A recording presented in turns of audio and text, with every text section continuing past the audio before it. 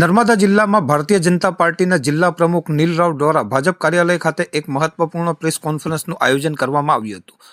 આ કોન્ફરન્સમાં તેમણે આમ આદમી પાર્ટીના જિલ્લા પ્રમુખ નિરંજન વસાવા પર અત્યંત ગંભીર રાજકીય આક્ષેપો કર્યા હતા। નીલ રાવે જાહેરાત કરી હતી કે તાજેતરમાં નિરંજન વસાવાના ભાઈ દારૂના ધંધામાં પકડાયા બાદ રાજકીય ગરમાવો વધ્યો છે અને તેના પગલે નીલ રાવે નિરંજન વસાવા પર માનહાનિના કેસની નોટિસ મોકલી આપી છે। આ ઉપરાંત નિરંજન વસાવાએ સોશિયલ મીડિયામાં વિડીયો મૂકીને જાહેર ડિબેટ કરવાનો જે પડકાર ફેંક્યો હતો તેને ભાજપ પ્રમુખ નીલ રાવે સ્વીકારી લીધો છે અને જાહેર ચર્ચા કરવા માટે પોતાની તૈયારી બતાવી છે। નીલ રાવે વધુમાં આક્ષેપ કર્યો હતો કે નિરંજન વસાવાએ રેલવેની જમીન પર ગેરકાયદેસર દબાણ કર્યું છે અને જો આ મામલે વહીવટી તંત્ર દ્વારા તાત્કાલિક કાર્યવાહી નહીં કરવામાં આવે તો ભાજપ દ્વારા ગાંધી ચિંધ્યા માર્ગે આંદોલન કરવામાં આવશે। આ સાથે જ તેમણે નિરંજન વસાવાના ભૂતકાળને લઈને સનસનાટીપૂર્ણ આક્ષેપો કર્યા હતા। વસાવા અગાઉ અનાજની ચોરી કરતા રંગે હાથે પકડાયા હતા અને અન્ય ગુનાહિત કાર્યોને કારણે તેમણે ભૂતકાળમાં પણ ભાજપમાંથી સસ્પેન્ડ કરવામાં આવ્યા હતા તેમ જણાવ્યું હતું। નિરંજન વસાવા, એનો ભાઈ ભદ્રેશ વસાવા અને એનો ત્રીજો ભાઈ છે હાર્દિક વસાવા, આ ત્રણ લોકો ગુનાહિત પ્રવૃત્તિથી જોડાયેલા। ભદ્રેશ પહેલી વખત દારૂમાં નહીં પકડાયો, એ ભદ્રવી પર અગાઉ પણ 5 કેસો થયેલા છે। એનો ભાઈ હાર્દિક છે, એની ઉપર પણ રાજપાડીની અંદર 2015માં કેસ થયેલો છે।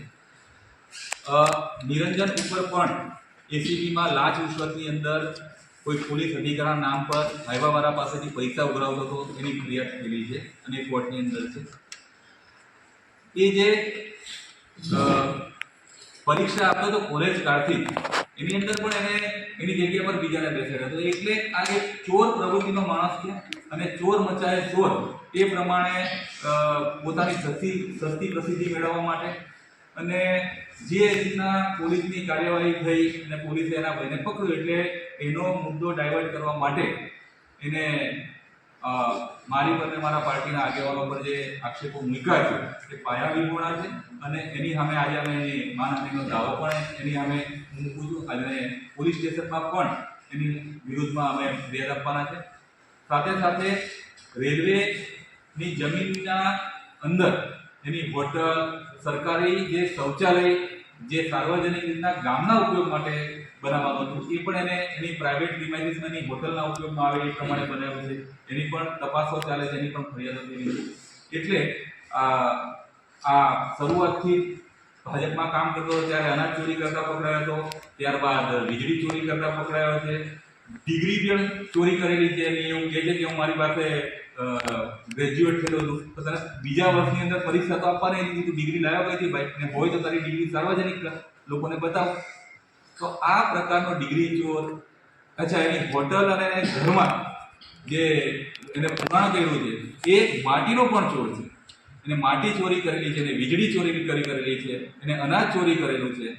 આ પ્રકારની ચોર પ્રવૃત્તિવાળો આ વ્યક્તિ પોલિટિકલ પાર્ટીઓના હોદ્દા લઈને પહેલા ભાજપમાં કામ કર્યું, પછી બીટીપીમાં કામ કર્યું, પછી સરપંચ પરિષદમાં ગયું, અત્યારે આમ આદમી પાર્ટીમાં ગયું, પણ પોલિટિકલ પાર્ટીઓની અંદર જગ્યા બનાવી અને તોડપાણી કરવાનું ને આ પ્રકારની ચોર પ્રકારની પ્રવૃત્તિ કરવાની એનો સ્વભાવ છે।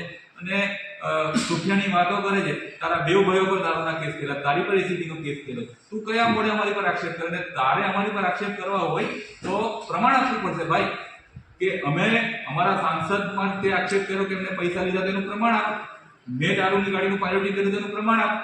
કેમ કે વ્યક્તિગત રીતના હું એવું માનું છું કે રાજનીતિની અંદર આક્ષેપ પ્રત્યે આક્ષેપ અલગ પાર્ટ છે, પણ હું એક જવાબદાર પાર્ટીનો પ્રમુખ છું ને જ્યારે એને આક્ષેપ મૂક્યો તો મારી પાર્ટીની જે સંસ્કાર છે, જે સિદ્ધાંત છે એને ક્યાંય હાનિ ના થાય એટલે આ મીડિયાના માધ્યમથી આ વાત મારે કરવી પડે છે। એના દરેક વસ્તુના મારી પાસે પ્રમાણ છે એના, અમે કાગળિયા ડોક્યુમેન્ટ લઈને બેઠા, તારી પાસે અમારા વિરોધમાં પ્રમાણ હોય તો તું લઈને બેસ, બોલાય અમને, અમે તારી જોડે ડિબેટ કરવા માટે તૈયાર। બીજી બાજુ એમણે એવો પણ આક્ષેપ કર્યો કે તમારી પાર્ટીના લોકો બી દારૂના ધંધો કરે છે, એની ઉપર કોઈ કાર્યવાહી કેમ નહીં?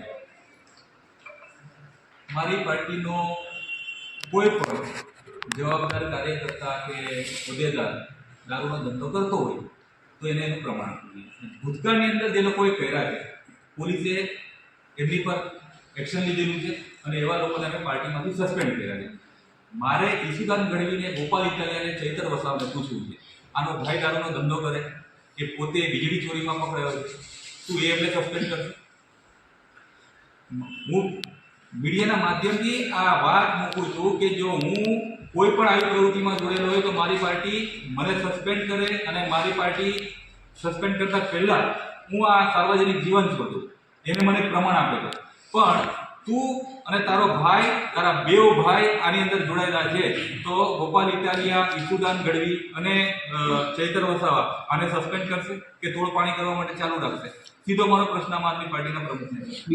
બીજી બાજુ એવું બી કહેવામાં આવ્યું કે દારૂ એની ઘેરથી પકડાયો, પણ ગુજરાતમાં તો દારૂ આવ્યો ને, તો એના માટે ભાજપ સરકાર જવાબદાર છે. દારૂ એના ઘરેથી પકડાયો, ગુજરાતમાં આવે તપાસનો વિષય છે, પોલીસ એની તપાસ કરી રહી છે. જઈથી આવ્યો હશે ત્યાંથી છેક મૂળ સુધી પહોંચવાનું છે. અને દારૂના કેસ પહેલી વખત ગુજરાતમાં થતા હોય એવું પણ નહીં. આ